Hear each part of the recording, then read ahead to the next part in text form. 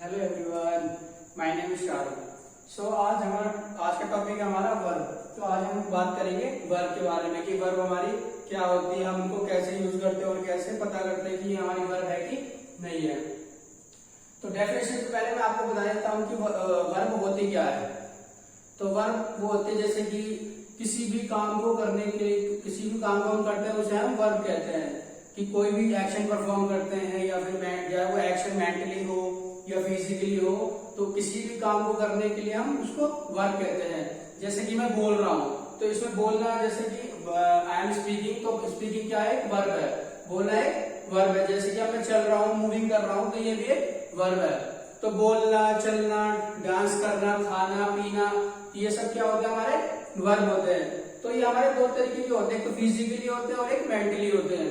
तो जो मेंटली होते हैं जैसे कि किसी बारे में सोचना या समझना, तो ये हमारे मेंटली वर्ब होते हैं। और जो कोई काम हम कर रहे हैं जो कि दूसरों को दिखता है कि हाँ भी बंदा बोल रहा है, खा रहा है या पी रहा है या नाच रहा है, तो ये हमारे क्या होते हैं?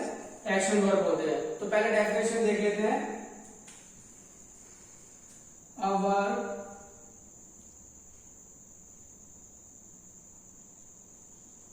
A verb is a word that describe actions. A verb is a word that describes actions, whether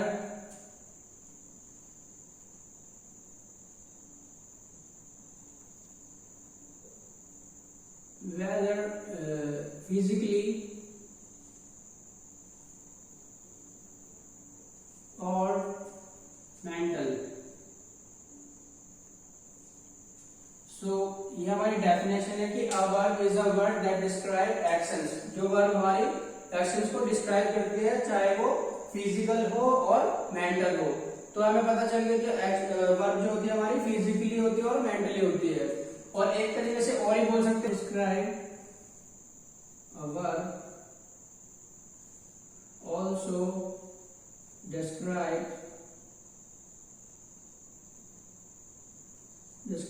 a state of being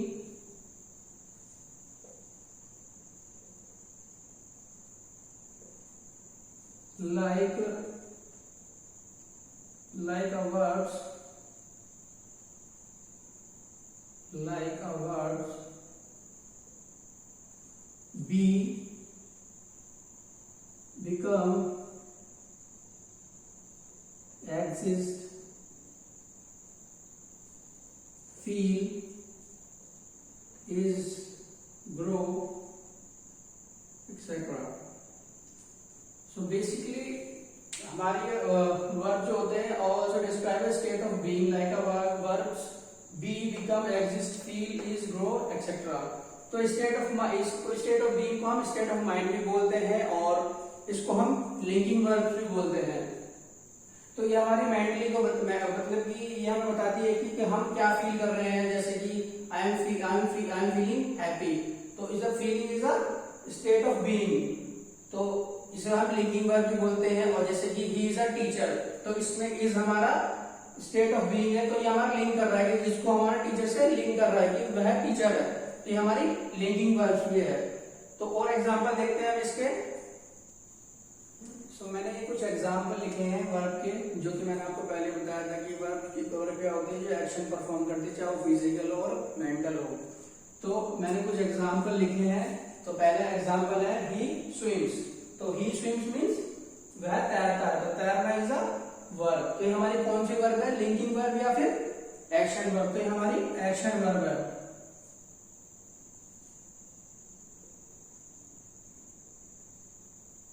तो ये हमारी एक्शन वर्ब है, क्योंकि हमारे इसमें बॉडी की मूवमेंट होगी, तो हमारी एक्शन वर्ब है। ही एट ऑल एप्पल, वह सारे से खा गया, तो हमारी एट क्या है? Action verb. ये भी हमारी एक्शन वर्ब है। ही एट ऑल एप्पल, उसने सारे से खा लिए।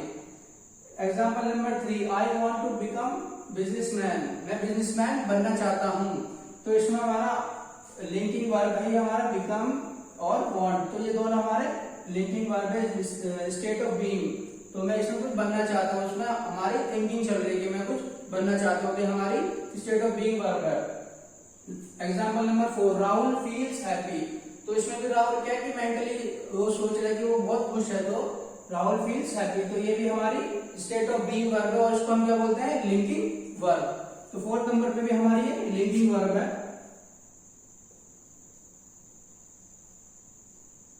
Linking verb. और हम कह सकते हैं स्टेट ऑफ माइंड, कि हमारा जो माइंड है उस स्टेट में कि हम, क्योंकि वो राहुल हैप्पी फील कर रहा है, या फिर हम स्टेट ऑफ बीइंग बोल सकते हैं। एग्जाम्पल नंबर 5 है, he is a great lawyer. तो ये भी एक लिंकिंग वर्ब है, क्योंकि इज क्या है, लिंक कर रहा है कि वह एक ग्रेट लॉयर है, उसको हम हेल्पिंग वर्ब भी बोल सकते हैं। Example number 6, he loves bike riding. तो लव्स, इसमें जो हमारा लव्स है वो भी हमारा लिंकिंग वर्ब है और स्टेट ऑफ बीइंग वर्ब। तो ये हमारा लव्स भी क्या है, लिंकिंग वर्ब है। Example number 7, she is playing piano. तो इसमें हमारा जो प्लेइंग है वो हमारा एक्शन वर्ब है, क्योंकि वो पियानो बजा रही है। तो ये हमारे वर्ब के बारे में था कि वर्ब क्या होते हैं, और इनके ये सात एग्जाम्पल थे। आज ये 7 एग्जाम्पल्स में मैंने एक्शन वर्ब और लिंकिंग वर्ब दोनों के बारे में बताया। अब मैं आपको इनके 2 टाइप्स के बारे में बताता हूँ कि वर्ब के 2 टाइप्स कौन कौन से होते हैं। सो हम बात करेंगे टाइप्स ऑफ वर्ब्स। तो हमारे 2 टाइप्स के वर्ब्स होते हैं, रेगुलर वर्ब्स और इर्रेगुलर वर्ब्स। या इनको हम बोल सकते हैं कि डिफरेंस होता है रेगुलर वर्ब और इर्रेगुलर वर्ब्स का। तो सबसे पहले जान लेते हैं कि इर्रेगुलर वर्ब्स कौन सी होती हैं। तो आप सबको पता है कि वर्ब जो होती है हमारी 3 टाइप्स की होती है, फर्स्ट फॉर्म, सेकंड फॉर्म और थर्ड फॉर्म। वो डिपेंड करता है हमारे टेंस के ऊपर कि हम कौन सा टेंस का यूज कर रहे हैं।